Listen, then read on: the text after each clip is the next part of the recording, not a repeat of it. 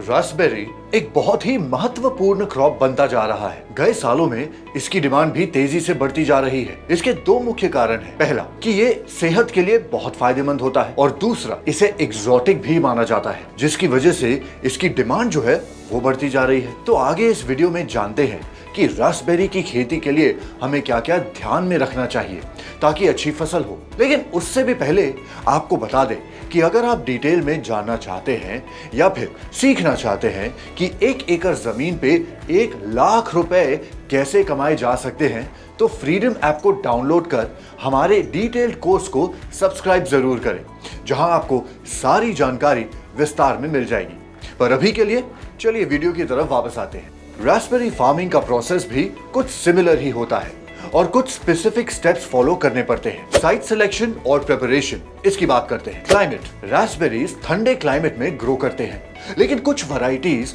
गर्म और ह्यूमिड स्थितियों में भी सर्वाइव कर सकती है। इन्हें ठंडी, सर्दी और मध्यम गर्मी चाहिए होती है। सॉइल रिक्वायरमेंट्स क्या है? Well drained loamy soil raspberries के लिए बेस्ट माना जाता है, जिसका पीएच लेवल 5.5 से 6.5 के बीच हो। सॉइल की फर्टिलिटी भी अच्छी होनी चाहिए। ऑर्गेनिक मैटर हाई होना चाहिए। अब सनलाइट की बात करते हैं। रास्पबेरीज को पूरा सन पसंद होता है, इसीलिए ऐसी जगह चुनें जहां पर दिन भर में कम से कम 6 से 8 घंटे की धूप मिलती हो। वाटर सप्लाई कैसा होना चाहिए? रास्पबेरीज को कंसिस्टेंट मॉइस्चर चाहिए होता है, इसीलिए इरिगेशन सिस्टम लगाना बेहतर होता है। लेकिन सॉइल में पानी रुकना नहीं चाहिए, इसीलिए सही ड्रेनेज बहुत जरूरी है। वैरायटी का चयन यानी कि चूजिंग वैरायटीज की बात करते हैं। टाइप्स ऑफ रास्पबेरीज में रास्पबेरीज कुछ आम टाइप्स में आते हैं, जैसे कि समर बेरिंग, जो साल में एक बार समर में फल देते हैं, और एवर बेरिंग, साल में 2 बार समर और फॉल में फल देते हैं। क्लाइमेट और लोकल कंडीशंस के हिसाब से वैरायटी चूज करना आवश्यक है। कुछ प्रसिद्ध वैरायटीज हैं, जैसे कि हेरिटेज, फॉल गोल्ड और टुलाबीन। अब बात करते हैं सॉइल प्रिपरेशन की। मिट्टी को प्लांटिंग से पहले अच्छे से तैयार कर लें। कॉम्पोस्ट या एजेड मनोर ऐड करके ऑर्गेनिक मैटर बढ़ाएं। सॉइल को डीप टिल करके ढीला करें और रॉक्स या डेब्री को हटा दें। अगर सॉइल का पीएच लो है तो लाइम ऐड करके पीएच को थोड़ा इंक्रीज कर सकते हैं, लेकिन पीएच 7 से ज्यादा नहीं होना चाहिए। प्लांटिंग की बात करते हैं, यानी कि रोपाई। टाइमिंग, स्प्रिंग के अर्ली सीजन या देर सर्दी में प्लांटिंग करना बेस्ट होता है, जब पौधे डोरमेंट होते हैं। स्पेसिंग कैसी होनी चाहिए ये भी जानते हैं। रास्पबेरी प्लांट्स को 2 से 3 फीट की दूरी पर लगाना चाहिए। रोज को 8 से 10 फीट की दूरी पर रखें, इससे उनको ग्रो होने और एयर सर्कुलेशन के लिए जगह मिल जाती है। प्लांटिंग डेप्थ की बात करते हैं। प्लांटिंग के लिए गड्ढा इतना गहरा हो कि रूट्स कंफर्टेबली फिट हो जाए। रूट्स को स्प्रेड करें और फिर सॉइल से ढक दें। थोड़ा टाइटली पैक करें ताकि एयर पॉकेट्स ना रहे। मल्चिंग पर आते हैं। मल्चिंग से वीड्स कंट्रोल होते हैं और सॉइल मॉइस्चर रिटेन होता है।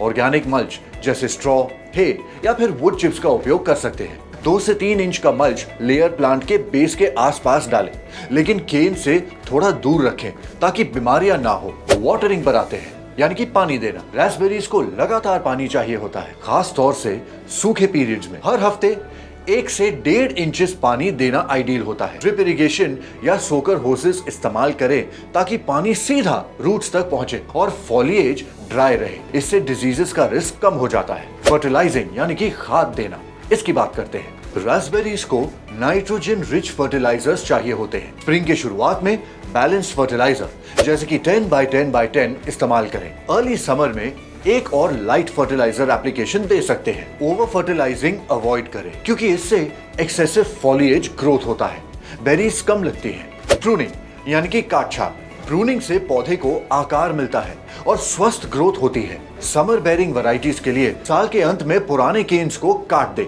जो फ्रूट दे चुके हैं। एवर बेरिंग विकल्पों में फॉल हार्वेस्ट के बाद पौधों को ग्राउंड लेवल तक कट कर सकते हैं, या सिर्फ वो केन्स निकाले जो फल दे चुकी हैं। अर्ली स्प्रिंग में कमजोर, बीमार या खराब केन्स को भी रिमूव करते हैं। ट्रेलिसिंग यानी कि सपोर्ट देना की बात करते हैं। रास्पबेरीज की केन्स लंबी होती है और उनको सहारा चाहिए होता है। ट्रेलिस या वायर सिस्टम्स इस्तेमाल करके केन्स को सपोर्ट करें। ट्रेलिसिंग से हार्वेस्टिंग आसान होती है, बीमारियों का रिस्क कम होता है और बेरीज को अच्छी धूप मिलती है। पेस्ट और डिजीज मैनेजमेंट की बात करते हैं। आम कीट जैसे एफिड्स, स्पाइडर माइट्स और जापानीज बीटल्स पर नजर रखें। पेस्टिसाइड्स या नेचुरल प्रेडेटर्स यूज करके कंट्रोल किए जा सकते हैं। बीमारियां जैसे केन ब्लाइट, रूट रॉट और पाउडरी मिल्ड्यू से बचने के लिए प्रॉपर स्पेसिंग, एयर सर्कुलेशन और फंगिसाइड ट्रीटमेंट्स जरूरी होती हैं। हार्वेस्टिंग पर आते हैं, यानी कि तोड़ना। रास्पबेरीज अमूमन प्लांटिंग के 1 से 2 साल बाद कटाई के लिए तैयार हो जाते हैं। बेरीज को तब तोड़ना चाहिए जब वो पूरी तरह से मैच्योर हो जाए और आसानी से प्लांट से निकाले जाए। हार्वेस्टिंग सुबह जल्दी करें जब बेरीज ठंडे हो और फर्म हो, इससे उनकी शेल्फ लाइफ बढ़ती है। रास्पबेरीज नाजुक होते हैं, इसलिए उन्हें आराम से तोड़ना चाहिए और शैलो कंटेनर्स में स्टोर करें ताकि वो क्रश ना हो। अब बात करते हैं पोस्ट हार्वेस्टिंग केयर की। हार्वेस्ट के बाद बेरीज को जल्दी से ठंडा करें।